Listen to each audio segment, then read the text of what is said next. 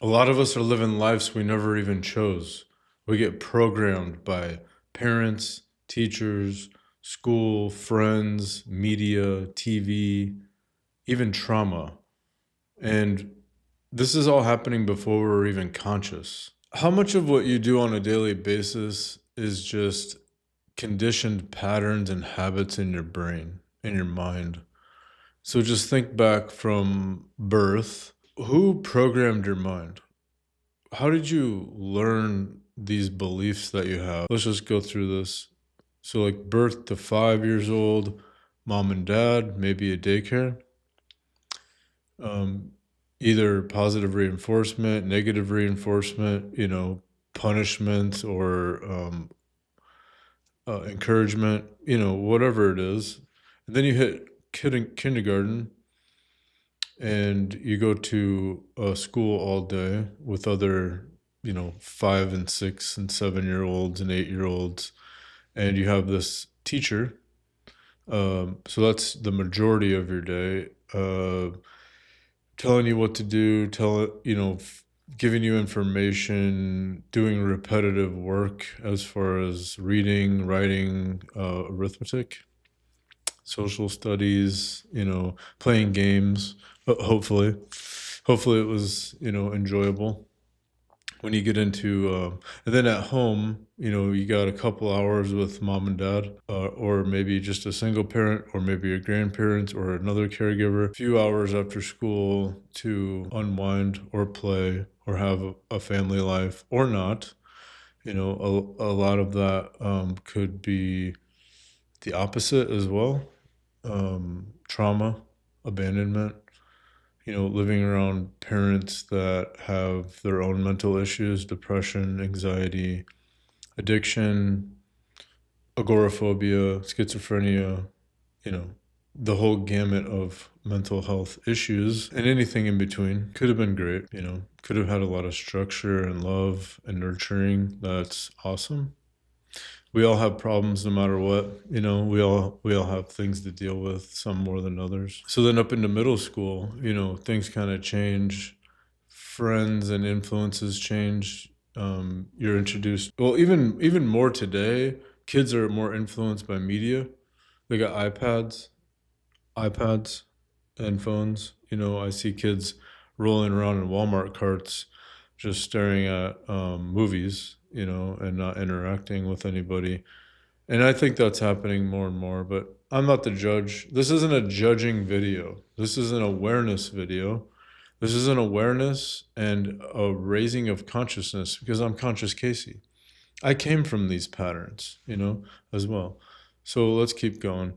Middle school, that can be tough. You got bullies and you got opinions, and people are coming from different backgrounds and socioeconomic roots.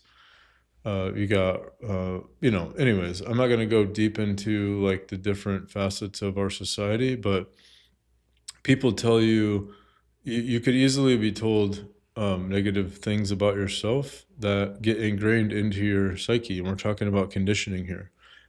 You're fat, you're ugly, I don't like you, go away, rejection, abandonment, isolation.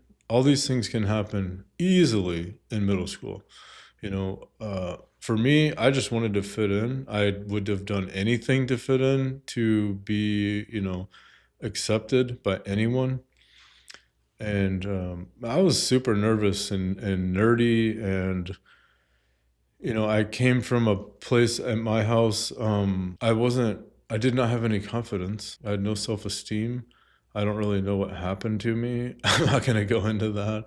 But I've floated through that until pretty much my whole life. There was bouts of ego confidence, just saying that I'm okay, but really being scared inside and needed to be accepted. Anyways, back to the conditioning. So music is really a big thing with kids when I was young, and I'm sure it still is, and even more now we have like devices and MP3s and streaming services. MP3s, kids probably don't even know what that is these days. But so we're feeding our mind we're interacting with the kids, in our grade at their maturity level. We have a teacher that's also trying to wrangle us in and, conform us to some kind of maturity and authority and respect. And depending on how your childhood was, you still have these outside influences of parenting going on.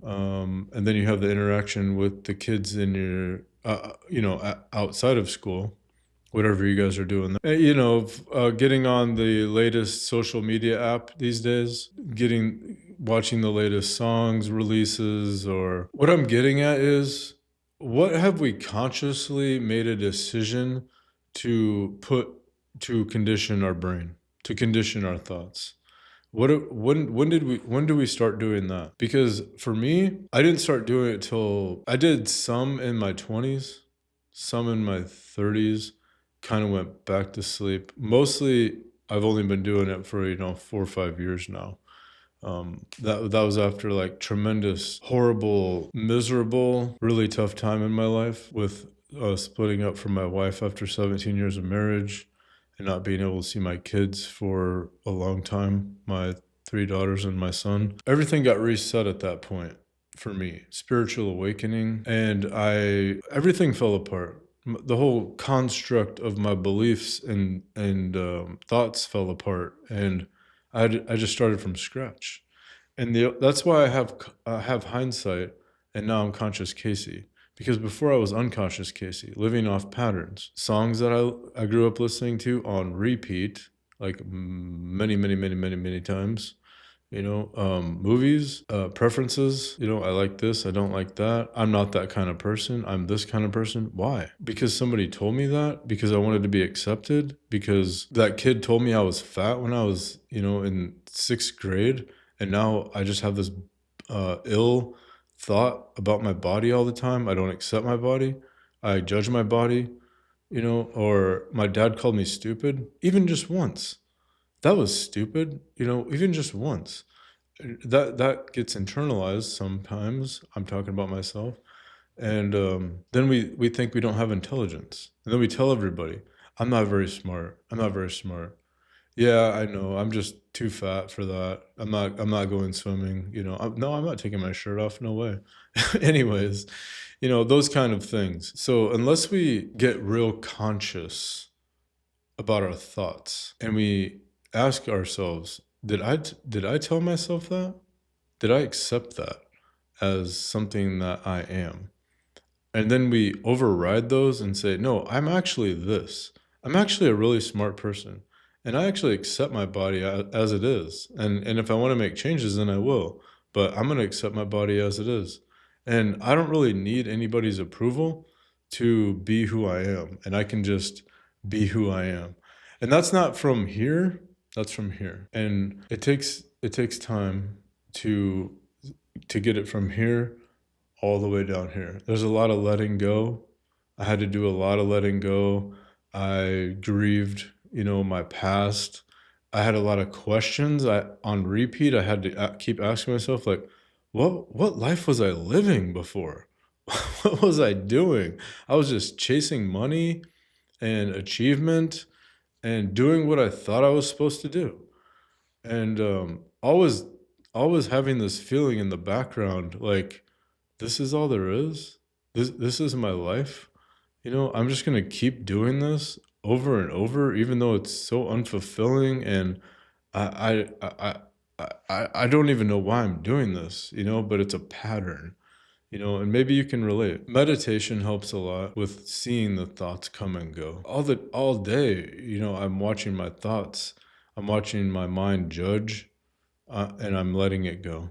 I'm ignoring it, or I override it and say, that's not me. I don't think like that anymore. But anyways, this isn't really a video telling you what to do, or even tips or tricks or anything. It's just an awareness. Who trained your mind? Parents? Media? Movies? Music? Friends? News? Your partner? Your family? This is about turning inward. This is about that's been my journey the last 4 or 5 years. Is just turning inward. Who do I want to be? What thoughts do I want to think? What do I like? Like deep down, my life is not exactly how I want it to be. You know, I want harmonious relationships. However, I'm dealing with codependency, so I'm people pleasing things I don't even want to do. Why? This is self inquiry, you know, and it helps to write things down and explore these kind of things, these questions. Because when we expand consciousness and we learn to turn inward and love ourselves, life is so much better. Life is so much better. We let go of old attachments. We don't need other people's opinion to live our lives fully. You know, that job that you're just chained to, ball and chain, it's like I actually don't really resonate with that anymore. I'm actually going to go a different direction in my life. And watch out, because when you start going different directions, people start looking and they're like, "What are you doing? What do you mean you're not going to work there anymore? What do you mean you're not going to be in that field anymore? You've been doing that for 20 years." It just doesn't feel right anymore. I'm following my heart. I'm following my purpose, you know, in life. And that's a beautiful thing. I wish we could all do that. We kind of get um, corralled like cattle from our social system.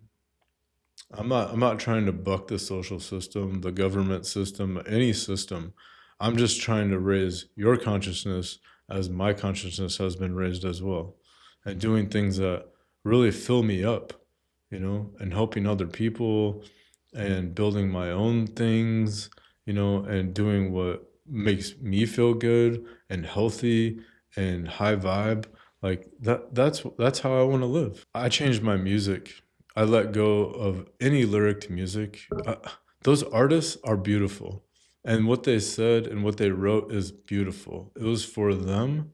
I'm sure there's music out there that I would love, but this is a season of my life where I'm just pulling everything back. I'm turning off all the screens. I put my TV in the closet a while ago. I don't watch. I don't have it anymore. You know, the music is off. It's just Casey and his thoughts, you know. And do I still watch YouTube? Yes. I love YouTube. It has a lot of good information and stuff. But even that, you know, I've toned it down a lot. It did help me walk through my spiritual awakening for years.